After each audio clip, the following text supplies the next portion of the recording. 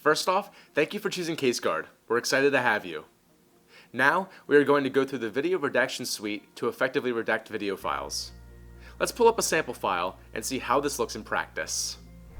Here I have some videos imported into CaseGuard.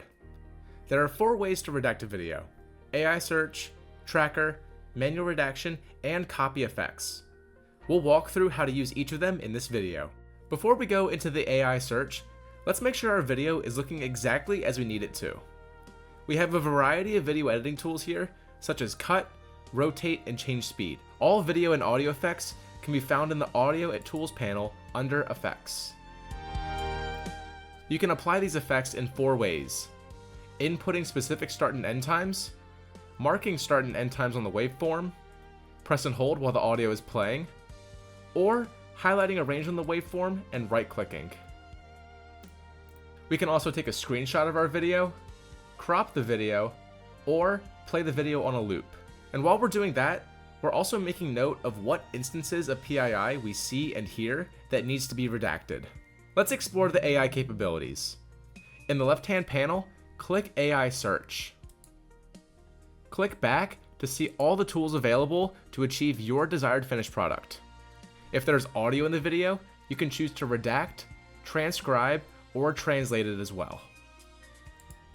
Select which of the 12 categories of PII needs to be detected and redacted in the video.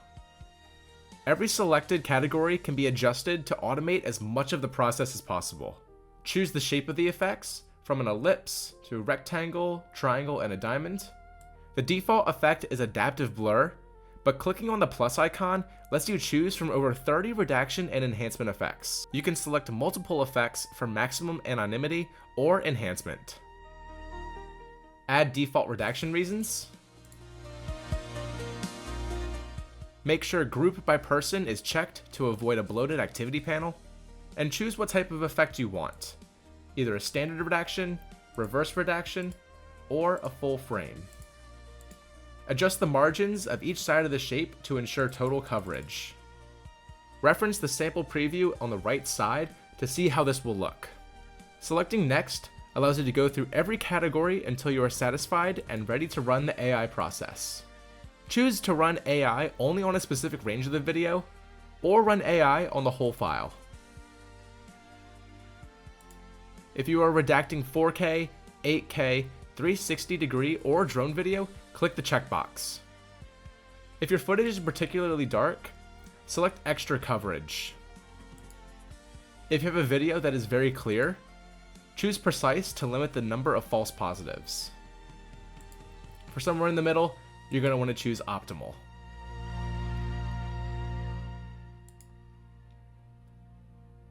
If you want to save this select group of operations as a template, then in the bottom left corner you click this checkbox and you give it a descriptive name.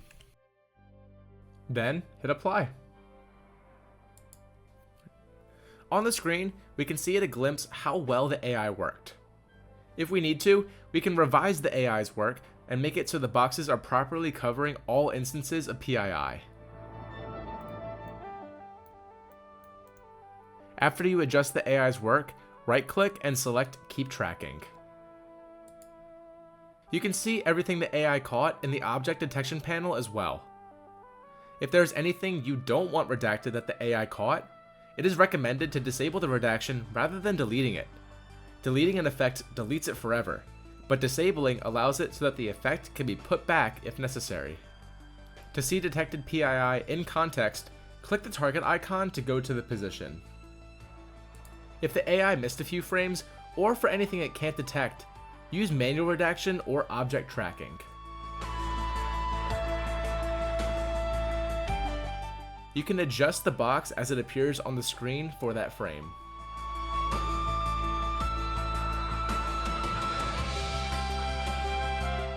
After the object has disappeared from the frame or the AI has picked back up, you can delete forward to remove the box from future frames. For static objects, draw a shape over it to blur it. Then right-click, copy effects to, choose the effect you want to apply, such as blur or pixelate, hit next, copy to either the whole file. or a range of the video. If you want to add a watermark, you can draw anywhere on the screen. Make sure the shape is where you need it to be and it is the right size. Right-click on the box and copy effects to. Click on the plus icon and scroll all the way down to the bottom.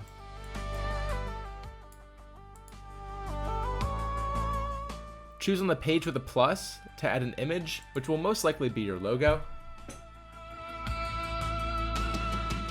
Choose to add a background and pick a color that makes it stand out. Adjust the aspect ratio and the transparency as you need.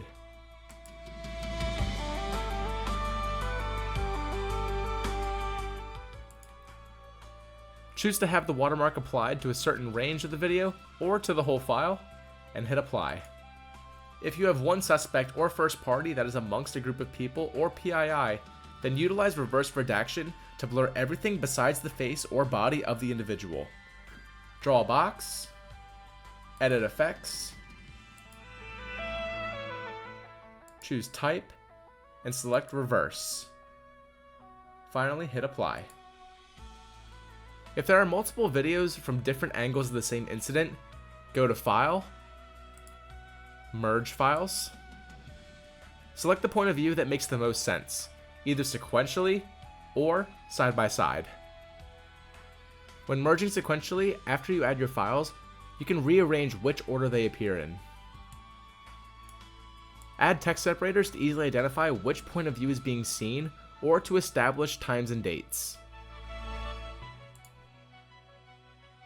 When merging media side by side, you can merge up to 16 different videos. Choose the template that is best. Select which video has the best audio, or add it separately.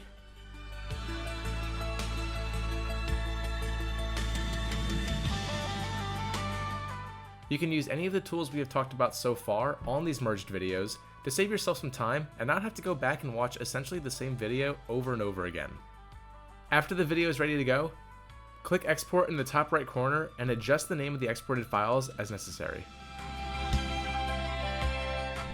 For any further questions or specific scenarios, send an email to support@caseguard.com or reach out to your dedicated account manager. Thanks again for choosing CaseGuard. I'll see you in the next lesson.